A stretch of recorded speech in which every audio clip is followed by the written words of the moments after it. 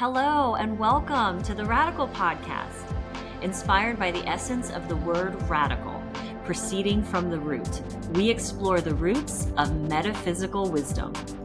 This season is all about divination, tarot, and the power held within our intuition.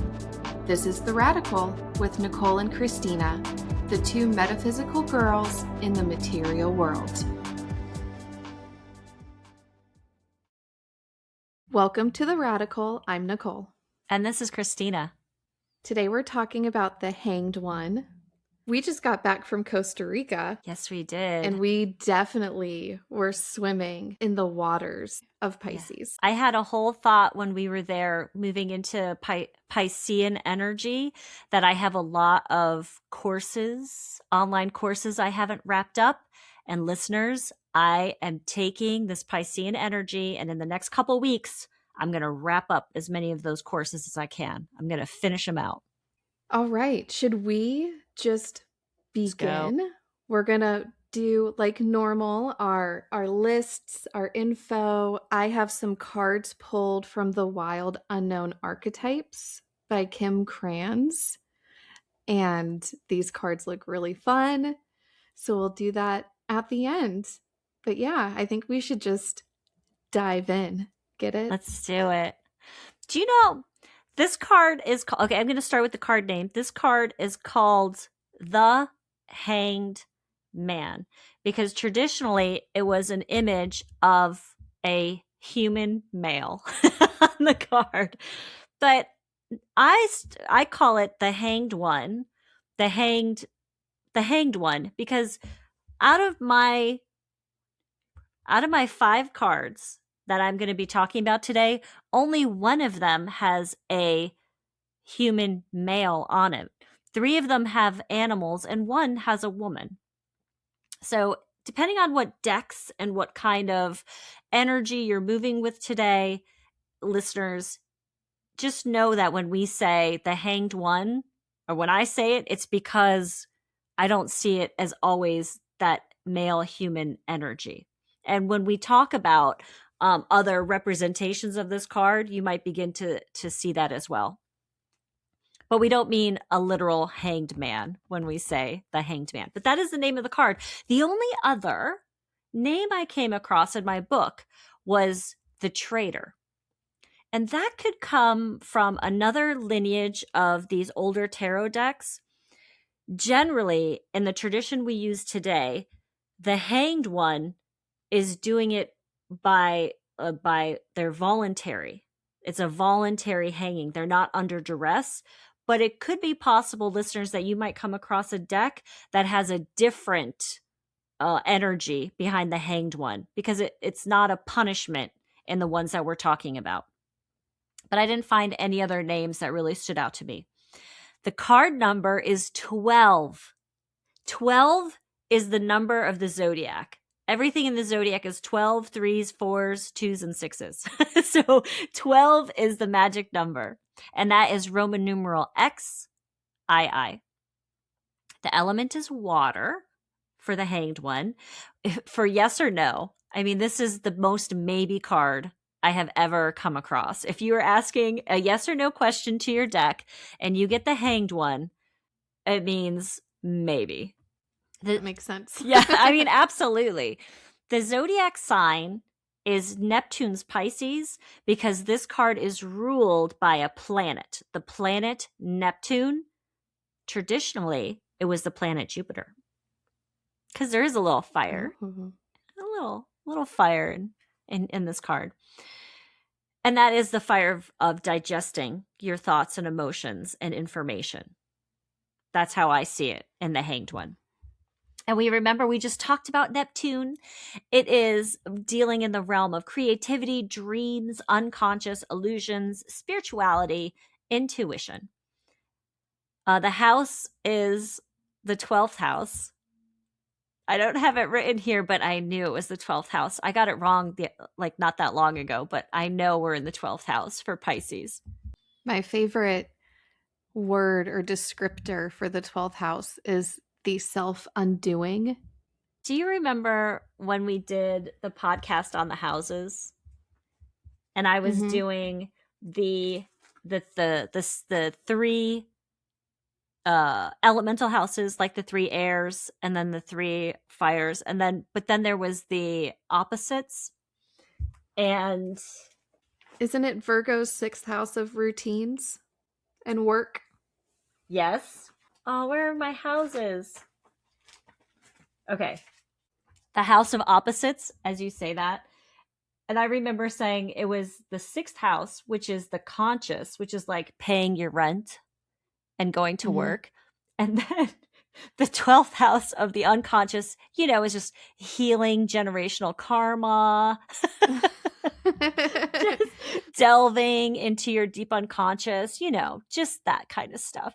That is the funny thing about the opposite houses. So I should go back and listen to that podcast because that was on my mind when we were in Costa Rica. I was thinking about the houses and the zodiac a lot. I'll link it. Oh, okay. And then I don't have to go searching for it. Thank you, Nicole. Boop. Correspondence is the Hebrew letter mem, M-E-M. The symbol is water and oceans. And the meaning for our use in the tarot is transition. The tree of life pathway is the 13th pathway between the spheres of Hod and Geburah. Hod is sphere 8. It is on the left pillar, bottom sphere, the sphere of splendor, thanksgiving, and intellect, ruled by Mercury. And then Geburah is the 5th sphere, again, left pillar. This is the middle sphere. This is the sphere of strength, discipline, and restriction, ruled by Mars. A little more fire in there. The chakra, third eye. It's located at the brow level in the center of the forehead. It's associated with the element of light and the pineal gland, or pineal. Pineal. The symbolism of the third eye, and I put this here because I really liked it, is usually a 2-petaled lotus representing the duality of the mind. We just talked about the conscious and the unconscious, and a downward pointing triangle representing the concentration of energy for insight. Remember this downward pointing triangle shape because it comes back when we start talking more about the illustrations on these cards. If you want to connect with your third eye, you can practice visualization, which is what I call daydreaming. Oh, keep a dream journal. And that's kind of like a serious thing. Like you have like the pen and paper next to your bed, and the first thing you do when you wake up is you write down all your dreams. But it's a useful practice. Crystals. In the book that I was looking at, they have amethyst and sapphire. The crystal that stood out to me, and I don't have this, is ametrine, which is a combination of amethyst and citrine, because the hanged person represents this surrender and suspension and new perspectives. Ametrine, as the combination between amethyst and citrine, it just kind of reflects the energy. And that might resonate with you listeners, but I don't have that crystal. What I thought of when I was looking at my crystal collection, literally I was drawn to my pendulum, which hangs, and mine is a downward triangle shape. My pendulum is a dark green crystal with brown veining. I think it's like rainforest jasper or a type of green jasper. And then maybe listeners, it's any of your crystals that just hang or were designed to hang or are in that triangle shape.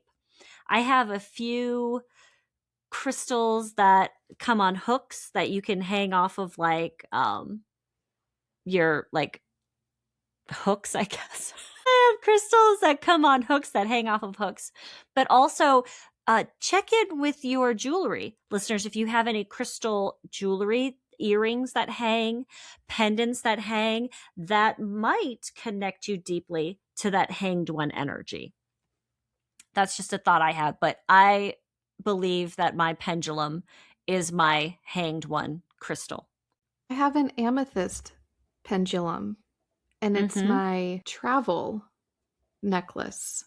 But I love that now I have a connection to the hanged one. with that Yeah. necklace. I'll think about that when I wear it. Yeah. Yeah. And if you have any other ideas on that, listeners, or any other crystals or shapes that come to you, send us an email and let us know. That is just what I thought of when I was looking at my crystal collection, what I was drawn to for the hanged one. The symbols that are on this card classically are the tree of life, and that is for growth. Often the tree of life is budding and has green leaves on it. It's not a wooden structure, it's a tree. The bound foot for surrender. The crossed leg is used in some cards to create a downward pointing triangle. The serene face of the character it stands for allowing, not resisting. And also the feeling that this character is in this position voluntarily, that the reason for this upside down position serves a purpose. And some cards have a halo around the character.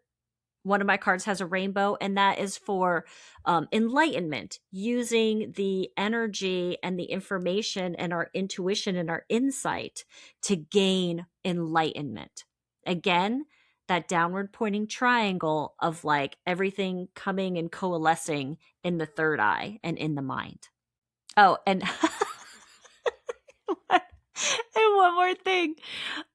I was the main themes, not just hanging upside down to gain enlightenment through sacrifice or through the purposeful use of that position, but also gaining a different point of view. That is a huge theme of this card, is just looking at things differently. Now I'm done. So for the number 12, I love that Christina brought it back to the zodiac. My notes, I have that 12 can convey reconciling and balancing our inner yin essence as represented by the number 2, as well as our yang energy as represented by the number 1. Also balancing our sense of self, the number 1, with relationships and other people, the number 2. So it's a coming together, and we have that duality, but that harmony. And I have story time. Are you ready for story time? Oh, yes, always. Okay. This came from 36 Secrets, sort of serendipitous, because that book is about the minor arcana. So the fact that this story was kind of tucked in that book, I was like, yes, I need this information for this episode. So it is the story of Odin's rune song. Do you know this story? Have you heard? This was brand new to me. It is new to me. In my research of the history of this card, there was stories of Odin and something that happened to him that I didn't delve into. And now I didn't clearly have to, because now you are going to tell us the story. So I saw it, but I didn't read it. Okay, so here we go. Again, this is from 36 Secrets. And Mimir, maybe? I'm not sure if I'm saying that mythical character's name correctly. Mimir, the wisest of gods, was slain, but Odin placed his head in the well waters beneath the roots of the Nordic tree of life. In order to gain Mimir's wisdom, Odin sacrificed himself to himself, hanging upside down on the world tree, the tree of life, sacrificing his own eye to the well, impaling himself on his own lance for 9 days. And in return, he received the runes, a magical, powerful sigils of transformation. So, very much a choice, a voluntary action and a sacrifice in order to gain something greater and something beyond just yourself. T. Susan Chang goes on to say, if we consider the three watery zodiacal major arcana cards of the Chariot. Zodiacal. I know, big vocabulary. Isn't that fun? Oh, I like it. If we consider the three watery zodiacal major arcana cards, the Chariot for Cancer, the Death card for Scorpio, and the Moon for Pisces, we can see the bare bones of this narrative or the story of water. The Chariot may be representing the quest, death, the sacrifice, the moon, the mystic reward. The mystic reward can be thought of as the secrets of magic, altered consciousness, the door to another realm. The moon has always been a touchstone of magic. In this story, it signifies wisdom only accessible when you set aside or sacrifice logic, reason, and the specificity of daylight. Mm-hmm. She writes, perhaps this is why in tarot, the Hermit, which is Virgo's card, and the Moon, Pisces, stand opposite to one another. The Hermit asks the Moon for its secrets. The Moon asks the Hermit to forsake the familiar. So we have that opposition in the houses, but also we see it in the tarot and in this story. So I just loved that. I know that was a long story time, but my mind was blown and it made me understand this card so much better. I don't typically get this card ever. So the two historical stories for this card, Odin's myth came up, and also the Christian iconography of Saint Peter. So historically they can be tied to those stories where, how this illustration came to us today. And I feel like the Odin story fits it, the essence of this card and how we're using it today better after we had story time with Nicole. Especially the tree of life. Like that's so clear. Yeah. And the sacrifice to gain the runes, that wisdom. Okay, so I have my 4 decks and the hanged one from each. Zodiac Tarot, this card is named the Hanged Man, and it's a figure very similar to the Rider-Waite-Smith deck, a figure with a calm expression, hangs upside down. In her guidebook, she kind of likens it to a yoga pose, which is interesting because in one of my other decks, it's very yoga pose looking.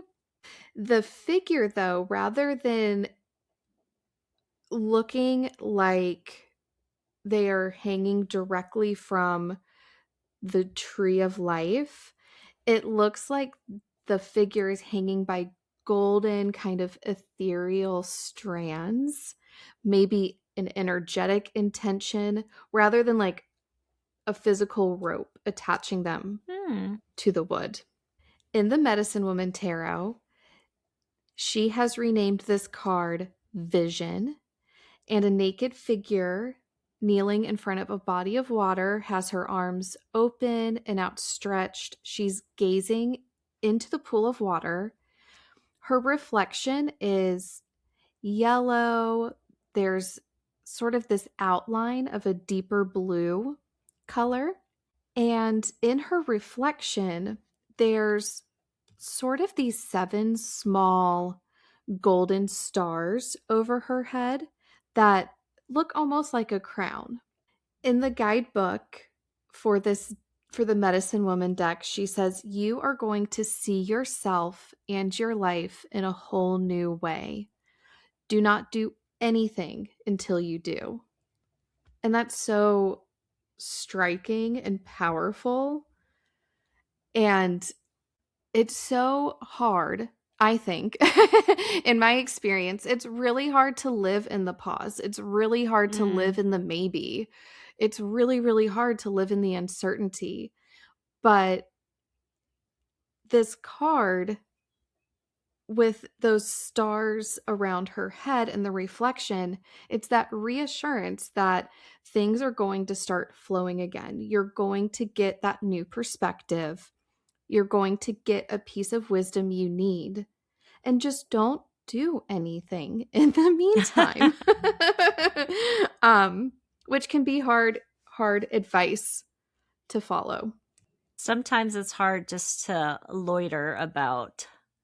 You're not waiting for anything. I mean, like you said, we just came back from retreat in Costa Rica, and there's this element of, what are you doing? What are you doing? And I'm like, just hanging around, not really waiting for anything or doing anything. How often do we allow ourselves that space just to loiter? Yeah. Yeah. I was getting kind of this is typical for me because I had not traveled in a couple months before we went on retreat. And I was getting kind of antsy, and I know I'm getting antsy in a specific way when I start getting on Airbnb and planning just planning random trips. And this little voice was like, don't do anything until you get home. Like, you have a trip coming up, like, go on your trip.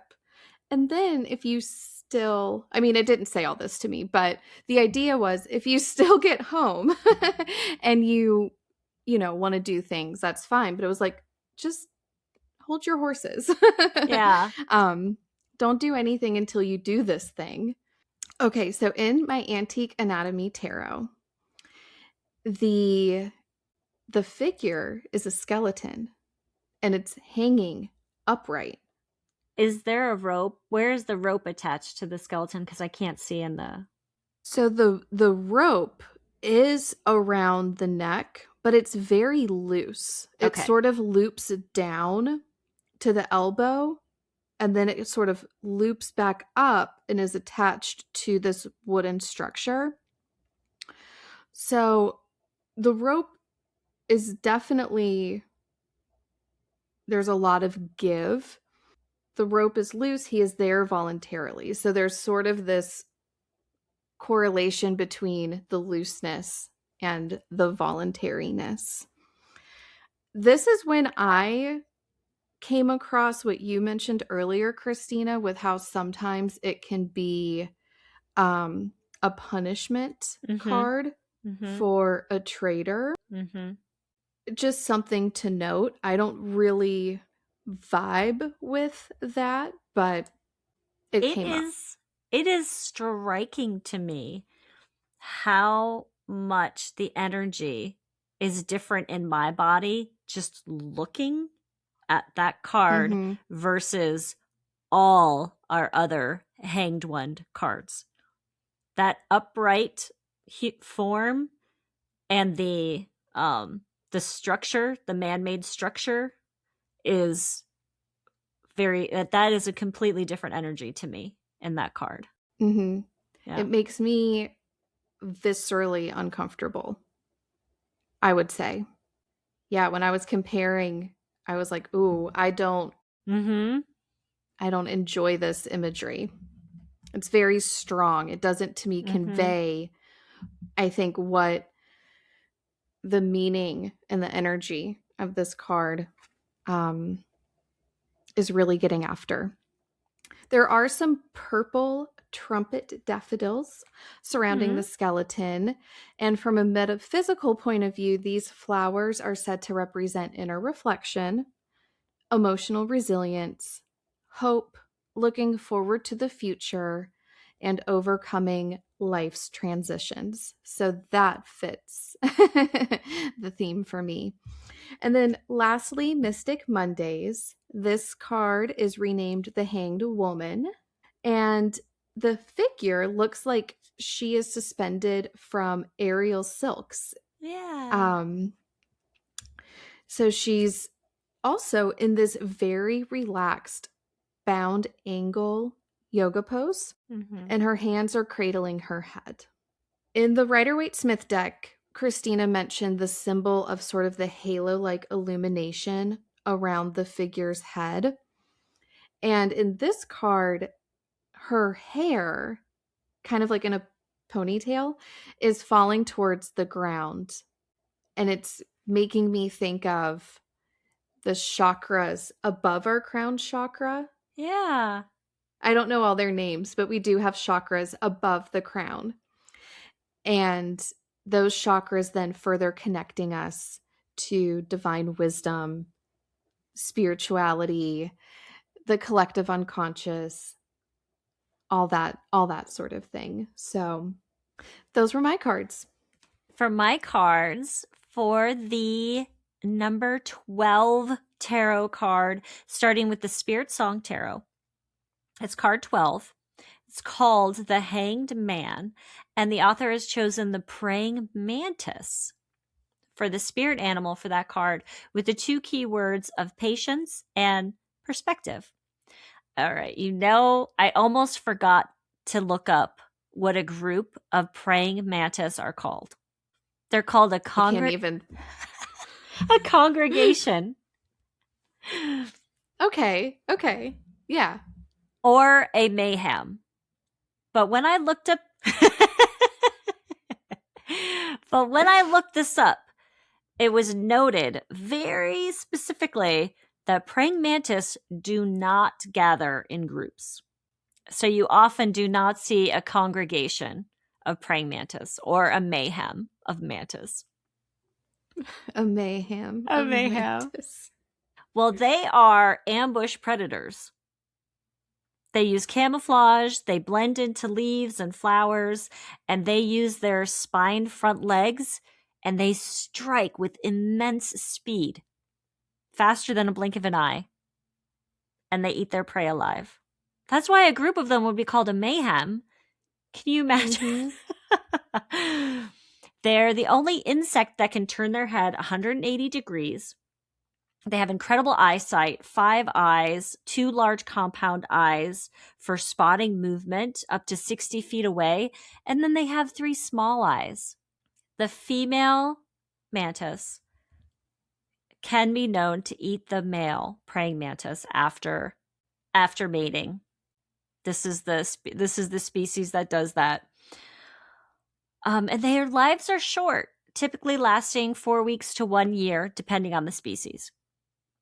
But the praying mantis as a spirit animal, taking everything that we kind of know about how fascinating these insects are, they symbolize extreme patience, stillness, mindfulness, and then precise action. To me, that echoes the hanged one's energy. The praying mantis could also encourage you as a spirit animal to slow down, meditate, and trust your intuition before taking action. And they could be associated with spiritual wisdom and good fortune. I think they're considered lucky omens in some cultures. For the wild unknown, it's Roman numeral 12 XII, called the Hanged Man. The two keywords or the key phrases sacrifice and letting go. In this card, a bat is hanging upside down, wrapped in its wings. It has red eyes, and those red eyes gaze calmly out back at you. The background is very dark at the feet of the bat and then gets lighter. It clears up towards the bottom of the card at the bat's head. I had a whole thought, why do bats hang upside down? And it's so that they can fall into flight. Yeah. They are not designed to take off from standing upright because their back legs are very, very small. They're designed to fall and then to fly. Yeah. So I get a sense of this card of waiting, planning, and thinking. To me, the bat looks very content, wrapped up in its wings, just kind of gazing out at you without any kind of insistency or any kind of like tension. The bat seems very at ease to me in this card. It'll move when it's ready, is the sense I get. I realize the bat has wrapped itself in its own wings, but the image also makes me think of like a chrysalis or a cocoon. And that, then if it's a chrysalis, it evokes the sense of the 12th house and the self undoing, letting everything dissolve and then reform into something new. So that's kind of fun. And then using the bat as the spiritual energy, then you just let go and you fly. You have to let go to fly. That Kim Kranz, she knows what she's doing. It's I don't get the hanged one card a lot either. There was a time when I got it often, but I haven't been getting it a lot. So I really enjoyed looking at all my hanged one cards together. And I have 2 bats in my card collection, and we'll get to the second bat in a second. But first, we are talking about The Secrets of the Witch's Garden. It's Roman numeral 12, XIII. This is called The Hanged Woman, and the key word is pause. And this card, it is a witch is hanging upside down over water by a vine coming off of a willow tree. And willow trees are wisdom and ancient knowledge. There's a porcupine in this card with that witch, and that is a symbol of protection. In this card, the character's eyes are white. And sometimes when somebody's eyes roll back in deep meditation, you can kind of see that they're looking up towards their third eye, or the eyes are shown as white because all their awareness is internal. And I think that's kind of why these eyes have the white to them, because the gaze is inside, is deeply inside and through, using intuition and the third eye to see. The character in this card has their leg crossed in that Rider-Waite-Smith tradition. I see more of the downward pointing triangle in this one because her arms are close or into her back a little bit more. And then kind of that point of the downward pointing triangle right there at the third eye, and that energy moving downward. And she is suspended over water. And it is a very kapha, very earthy, very green card. I think that's all the notes I have on that. Yes. Okay. The Sacred She, Roman numeral 12. This card is called Waking Up. And here is the second adorable little bat. I was thinking this bat is really cute. Yes. The bat is hanging upside down. This bat it looks almost like a picture of a bat. So it looks very realistic. The eyes are wide open, gazing straight back out at you. There is the bat is wrapped in its wings, very calm. There's a rainbow from ear to ear at the bat's head, which is a echo of that halo, a symbology of enlightenment. I prefer the rainbow immensely in this illustration. And the clouds are at the bottom of the card, and then it's clear blue sky at the top of the card as the thoughts clear and the mind clears. The author wrote in here about the bat, like the energy of the bat being shaken awake during the daytime. And that is not the time that the bat wants to be awake, but instead of just reacting, the bat takes its time to get its bearings, to let its eyes adjust, to kind of get a sense of what's going on around it, and then to not do anything until it is ready. So this bat is clearly in the daytime, but The bat isn't making any decisions until it's ready, until it gets its bearings. That is That waking bat up. is not Mm-hmm. that bat is not booking an Airbnb until it has completed That its bat current travel. That bat isn't even looking at Airbnbs. That bat has it's like how many times have we been woken up in places where we're just like, what am I doing here? Why am I studying this? Why am I doing this? Why am I traveling to these places? Why am I attending these events? We have these moments where we wake up, and it doesn't mean we need to throw away everything or we need to buy a new car and move across the country. It just means that we need to get our bearings and take time to understand where we are and what we're doing. That's the waking up. Sometimes we're jolted awake, but we don't have to do action in that moment. We have to gather information and take time to reflect and think about what we're doing. So I have my meanings, readings, and interpretations. And I had this really lovely moment at retreat with a new friend, and we bonded over words. That is so you. It was excellent. It was excellent. She had asked a question and I was like, "Is this the word you're looking for?" And she was like, "Yes." And she wrote it down and I was like, "Are you a word collector too?" And we just had this beautiful moment of the nerd in me sees the nerd in you. She was like, "I do collect words." So I'm thinking about renaming this section to the collection of words. So these are the words I collected for the hanged one. Like zodiacal. I just collected that Yeah. word today from you. Zodiacal. Yes. So we've got surrender and acceptance, intentionality, self-discipline, meditation, reflection, recalibration. Love that word.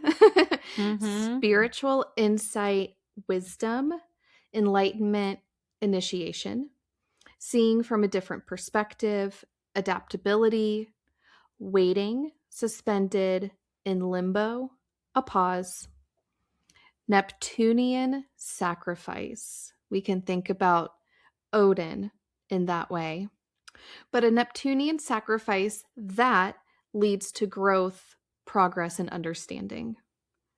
Giving something up in order to receive something better. Yep. I've been really into the Light Seers deck. That actually, we pulled cards from that deck on retreat. Yeah, that was the first time I saw, because we have you gifted me a PDF printout of it that I could color in that had the information, but I hadn't seen the actual physical deck because I don't own it and I don't think you own it. I think I need to own it. Yeah. I have the black and white PDF too, and it's available. The author is Piscean. You can find her online, and on her website, you can download for free what I'm about to read to you. But the considerations from the Light Seers guidebook says, do you surrender to the reality that there's nothing else you can do right now? And that goes back to what I was saying earlier. Sometimes I do not surrender to that reality because it's really hard to be in the pause and the uncertainty, but that's a very powerful question.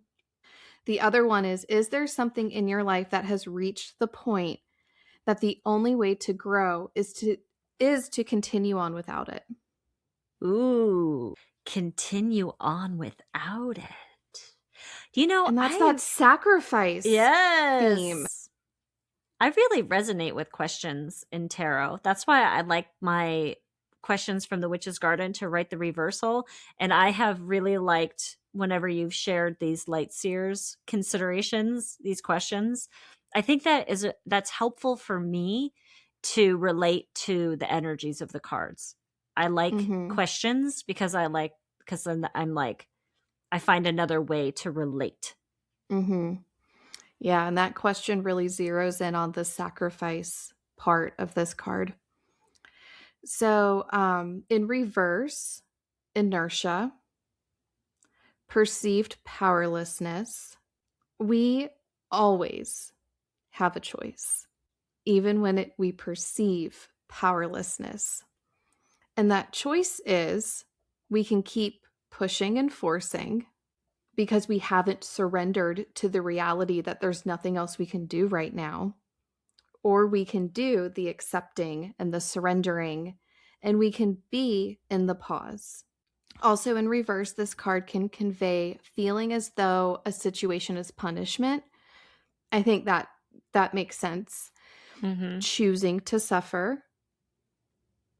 And the choice point there would be, what's the higher perspective? What is happening for me? Not why is this happening to me, but what is happening for me? Martyrdom, fighting, forcing, pushing, and impatience. In my Secrets of the Witch's Garden, the question to write the reversal is, how can I gaze deeper, get even more into the information and the feelings that you have inside of yourself? The author of The Secret of the Witch's Garden also has a note about her interpretation of the Hanged One as a reverse card. And they wrote, a reversed Hanged Woman card is as vibrant, or can be as vibrant as it is upright, because it can mean amazement and motion and second sight. And also, what I thought was really interesting, receiving an energetic transfusion. Wow. Yeah. And that is, yeah, the Hanged Woman, an energetic transfusion. My brain is collecting those words. It's like, I like those.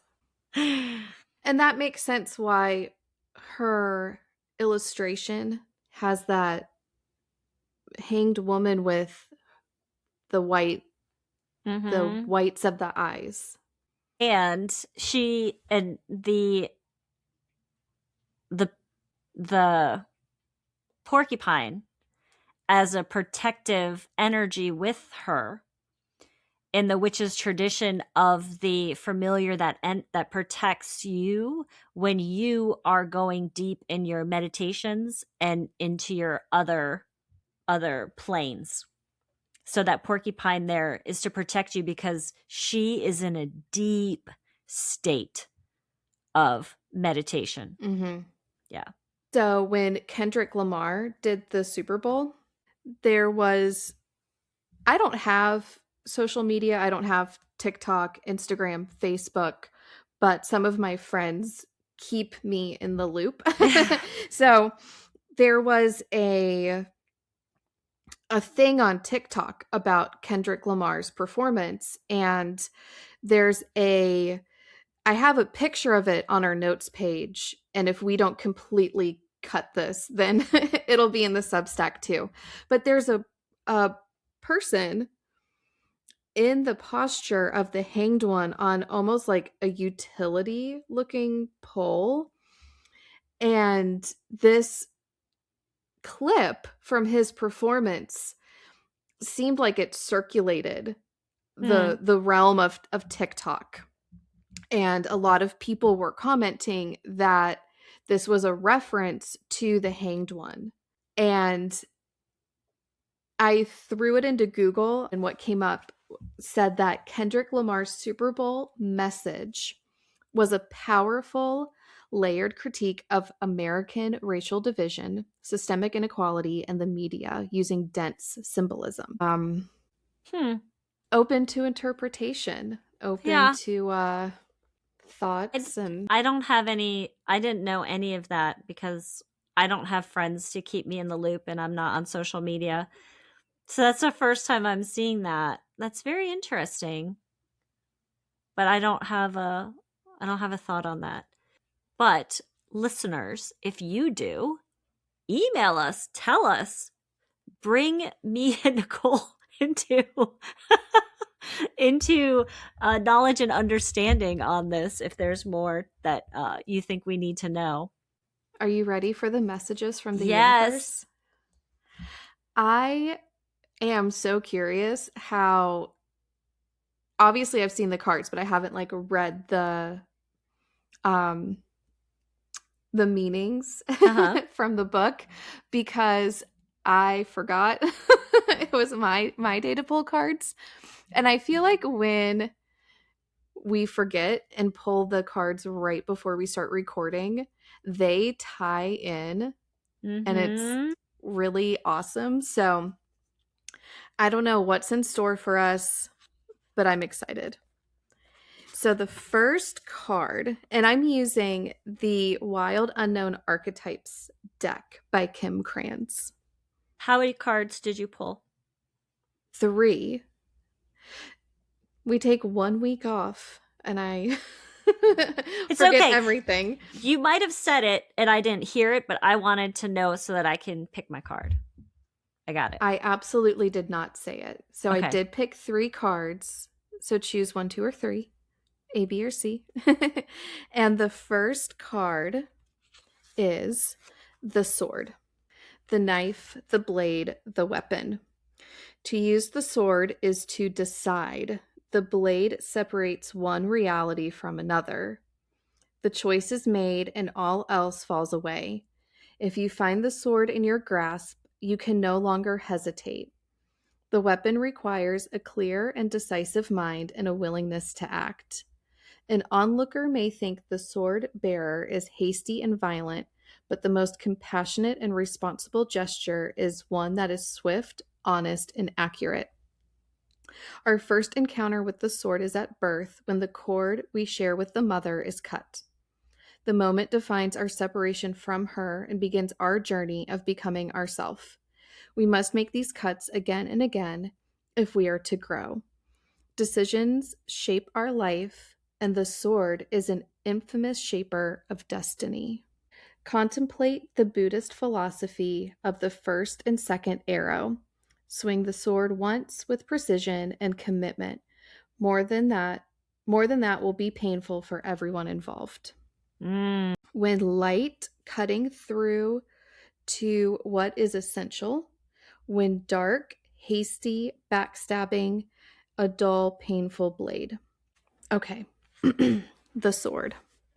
The next card, the castle. I feel like we're very mythic. The sword, the castle, the palace, the penthouse, the fortress. It's no wonder fairy tales tell of sleeping princesses within castle walls. Like most archetypes, the castle is loaded with duality.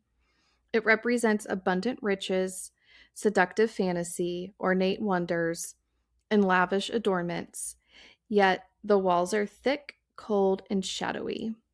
This card points to a tendency to hold on to possessions, quite possibly a literal home, or position that project position that project the image of achievement, while the soul longs to run barefoot in the forest, leaving it all behind. At times we must settle down, yet the castle lulls us with its spell of materialism, and we fall asleep to our deepest dreams.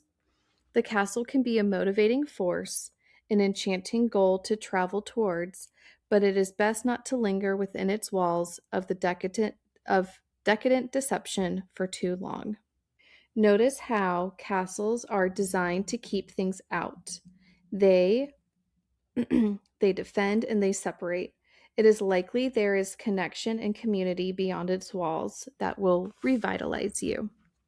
When light, visiting your throne of power. When dark, stuckness, depression, spells, and walls.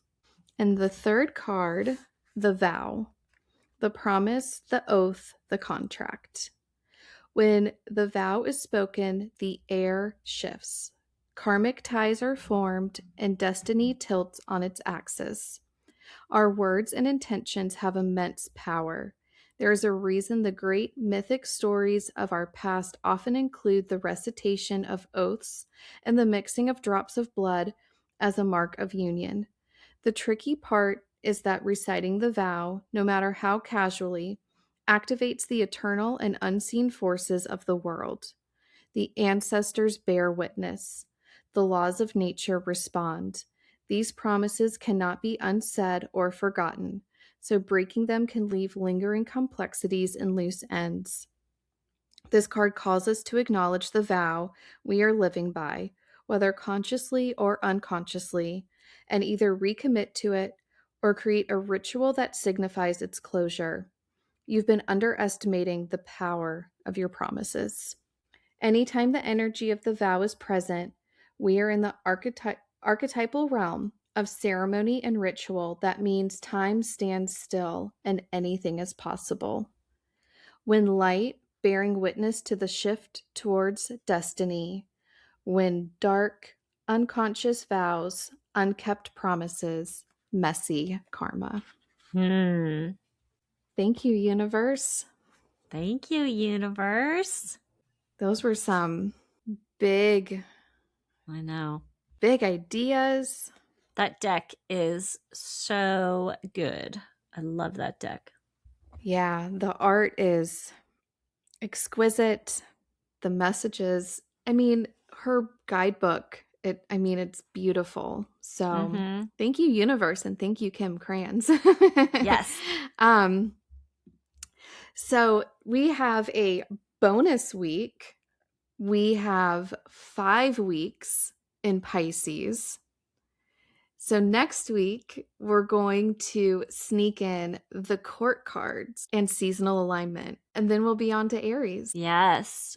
And we're going to do the court cards, each suit of the court cards coming up in fire, earth, air, and water. So this is just the introduction to what are the court cards? Are they really people, or are they energies, or are they both? Until then, listeners, we love you. Thank you. We'll talk to you soon. Bye. Bye. Thank you for listening to this episode. The Radical Podcast is created and produced by Nicole and Christina. Music by Van Horton. His Instagram is Van Horton Music. Stay in touch with us at linktr.ee/theradicalpodnc.